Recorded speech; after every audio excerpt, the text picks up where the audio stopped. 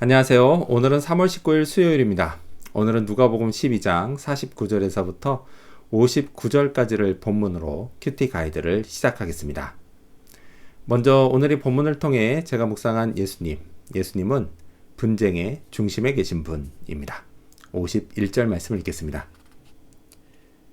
내가 세상에 화평을 주려고 온 줄로 아느냐? 내가 너희에게 이르노니 아니라 도리어 분쟁하게 하려 함이로라. 예수님은 화평을 위해 오셨지만 지금 이 말씀처럼 서로 분쟁하게 하려고 오신 분이기도 합니다. 예수님을 믿으면 나와 하나님 사이가 화평해집니다. 또 예수님을 믿는 다른 사람들과도 화평해집니다. 하지만 반대의 입장에서 예수님을 믿지 않는 사람은 하나님과 또 예수님을 믿는 사람과 불화가 생깁니다.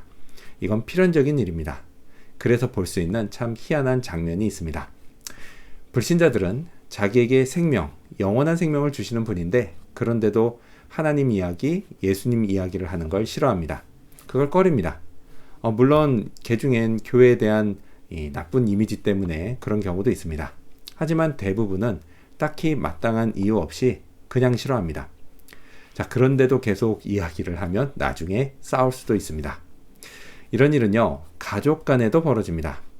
복음을 전하고 예수님을 소개하는 게 쉬운 일이 아닙니다. 마음을 단단히 먹어야 합니다. 자, 이렇게 예수님은 분쟁의 중심에 계십니다. 자, 그렇다면 계속해서 오늘 이 본문을 통해 제가 발견한 인간의 모습 어떤 게 있을까요? 오늘은 시대를 분간하지 못하는 모습을 볼 수 있습니다. 56절 말씀을 읽겠습니다. 외식하는 자여, 너희가 천지의 기상은 분간할 줄 알면서 어찌 이 시대는 분간하지 못하느냐. 자, 이 말씀에서 저는 두 가지가 궁금했습니다.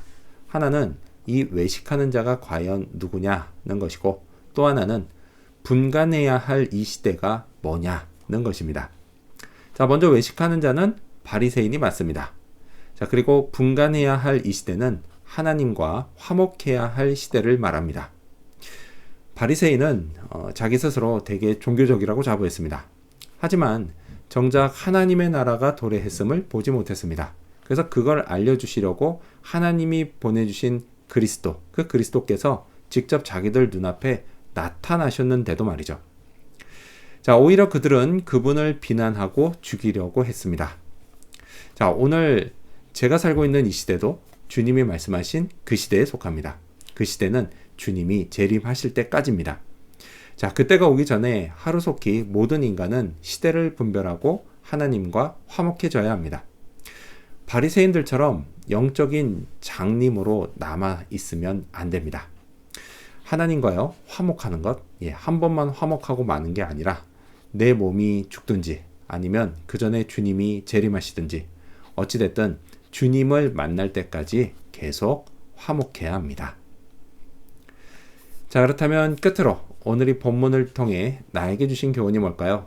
그건 대신 갚아주신 주님께 감사하자입니다. 59절 말씀을 읽겠습니다. 내게 이르노니 한 푼이라도 남김이 없이 갚지 아니하고서는 결코 거기서 나오지 못하리라 하시니라.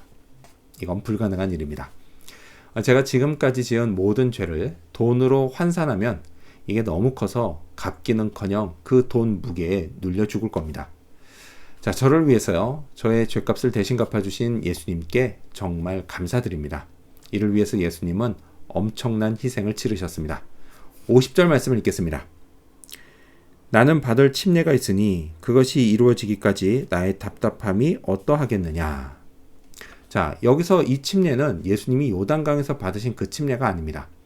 침례는 죽었다가 다시 살아나는 것을 상징합니다.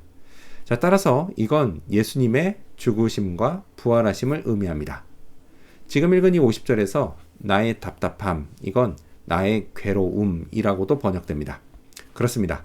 주님께도요, 십자가에서 죽는 건 매우 괴로운 일이었습니다. 하지만 끝까지 견디셨습니다. 괴로움을 감수하시면서까지 저의 죄값을 대신 갚아주신 주님께 너무 감사드립니다. 자, 이렇게 저는 구원받았습니다. 하나님과 화목하게 됐습니다. 이로 인해서 때로는 누군가와 불화를 겪기도 하지만 그 괴로움이 예수님의 그것보다 클 수는 없습니다. 저도요, 주님처럼 끝까지 견뎌야 합니다. 이런 저를 성령이 도우십니다. 이걸 기억하면서 오늘도 감사하는 그런 하루가 되어야겠습니다. 기도하겠습니다. 분쟁의 중심에 계신 예수님, 저의 죄값을 대신 갚아주신 것 정말 감사합니다.